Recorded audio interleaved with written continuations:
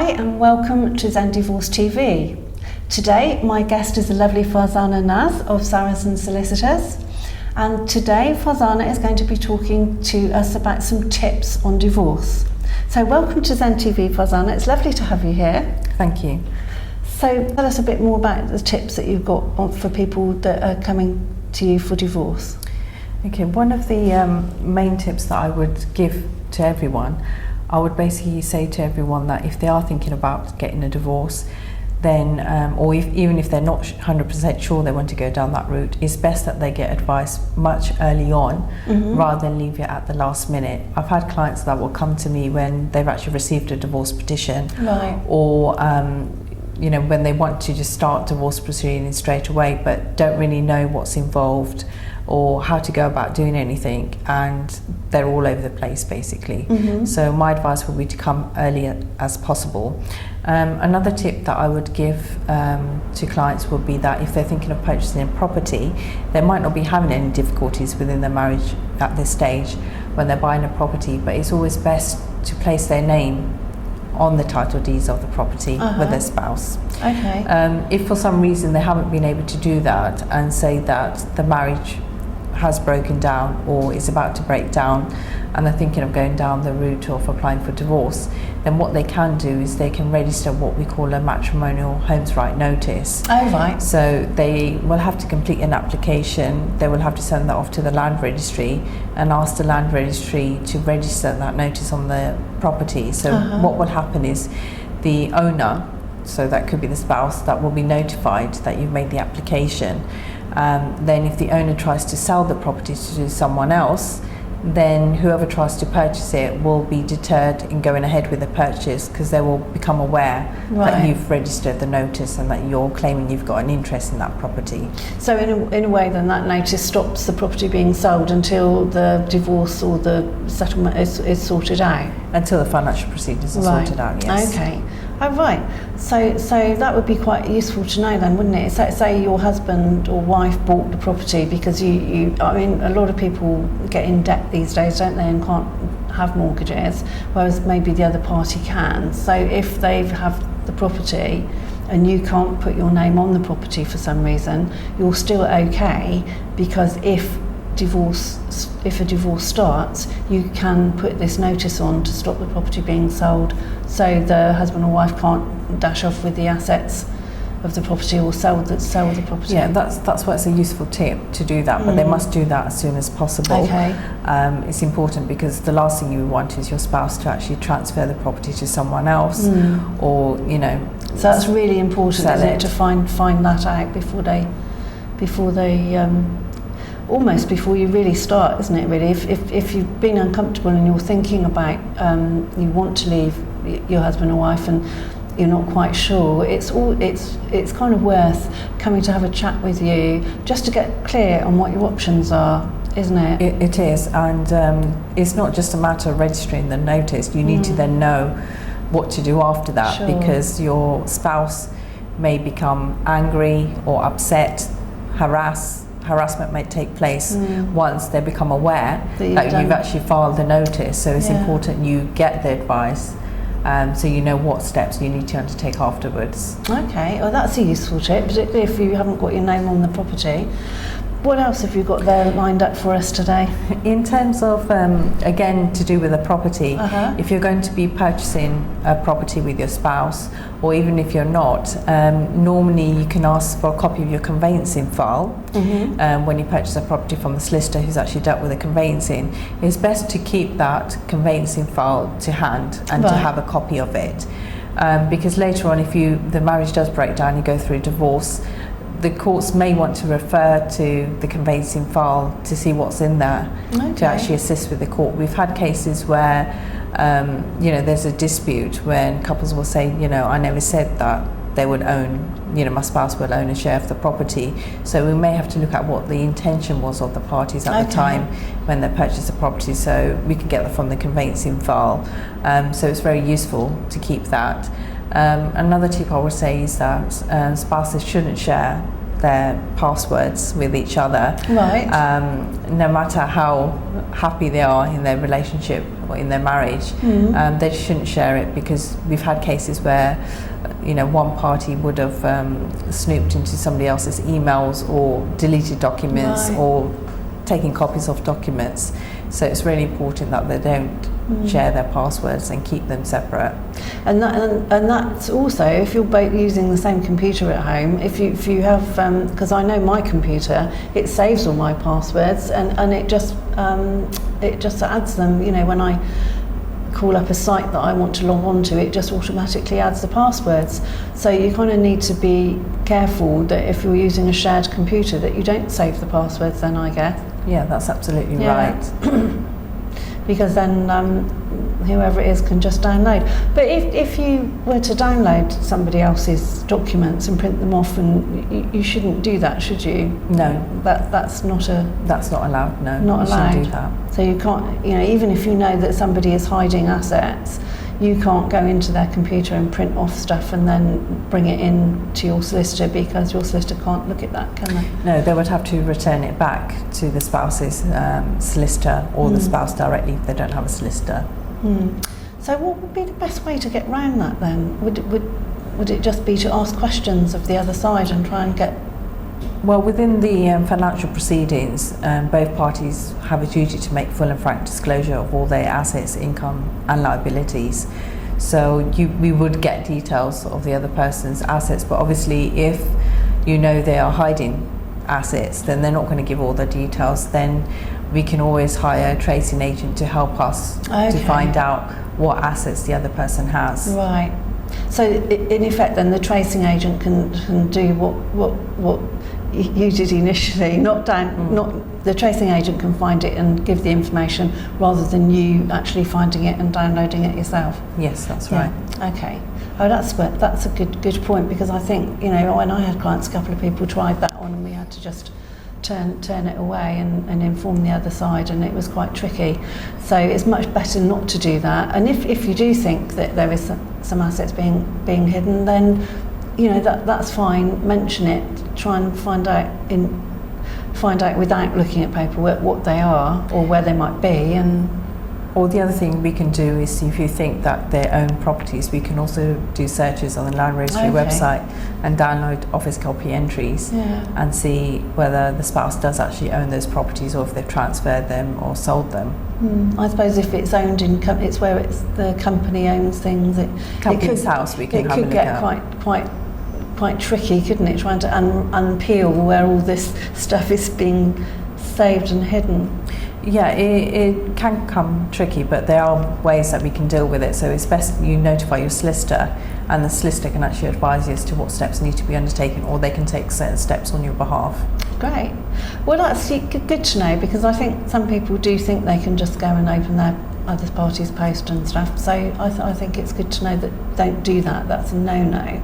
And just come and speak to your solicitor, and come and speak to Farzana, and she'll tell you exactly what you need to do and how you can go about it the proper legal way.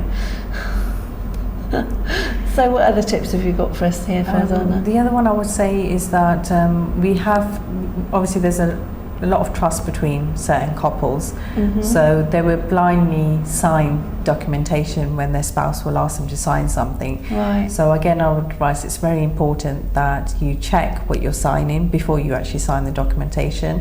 And certain legal documents, you may want to take independent legal advice on them before actually signing anything that your spouse basically asks you to sign. Sure. Another tip I would say, that if you are thinking about getting married, a prenuptial agreement is always a good thing. Okay, we hear a lot about prenups with the celebrities these days. I think for everyone who's about to get married, even if they don't have any assets, it's worth actually entering into a prenuptial agreement, because don't forget, later on you may decide that you might want to purchase a property, you might win the lottery, you might inherit money from family, friends. So it's worth entering into a prenuptial agreement, even though they're not legally enforceable, but more and more the courts are actually following the agreements and taking them into account. So they're kind of taking it into account. So even if you enter into the prenup, it's not going to be binding if you divorce, because as you as you said, I think in another video that we spoke at, the court has to take in various factors, doesn't it? But I guess it can look at the spirit of how the agreement was entered into and perhaps take that into account when... Well, as long as the agreement, there wasn't any undue pressure placed on the parties to enter into the agreement, the timing of the prenuptial agreement is important they will look at, and if the agreement is fair, in most cases the court will follow what's actually in the terms of the prenuptial agreement. So it is a good idea to have one. Right. Especially if you do have a lot of assets. And I guess it's useful. It's good to have at the start of when you've got a lot of assets.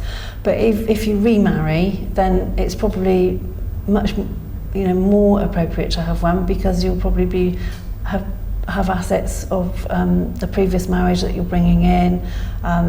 You might have other things that you want to protect for your own children. So yeah, especially if you've got children from a first marriage, you may want to give some assets to those children. So that's that's another reason it's important that you do have a prenuptial agreement in place. Sure. Oh, that's really useful. There's one that I was going to ask you about that I get asked about quite a lot is sometimes people will come to me and just do a straightforward divorce petition procedure from beginning to end. And then I always say to them, when we're coming up to decree nisi, that they really should go and get some legal advice on the financial side of things. And this is more for people that have been separated for five or more years, really, is what I'm talking about. And because generally they've separated, all their assets they've separated, so they're not relying on each other. So it's those kind of people. When I say to them that they really ought to go and get legal advice on the financial side of things, they look at me as though I've got two heads.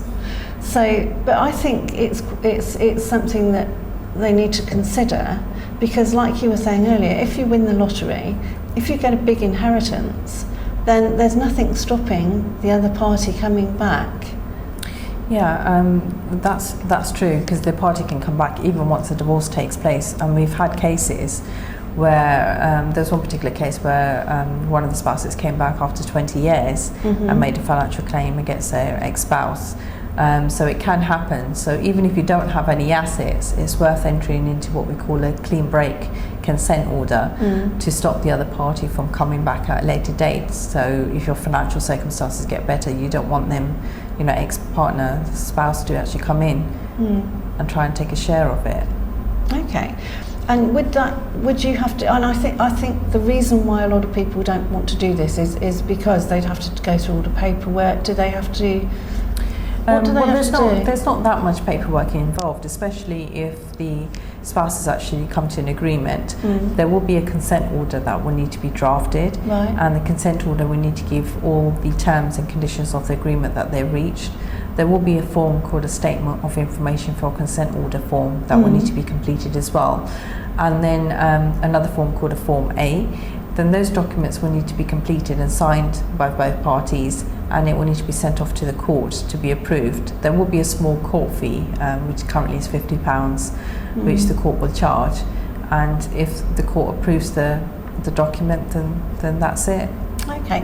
I think maybe some people wouldn't. I mean, do the parties have to give details of their income and their capital and things like that? They don't have to go into so much detail if there were financial proceedings, but when they complete the statement of information for consent order form, they do need to give details in terms of their income, their capital, what assets they have. Right. But it's basically just putting figures down in terms of what they have.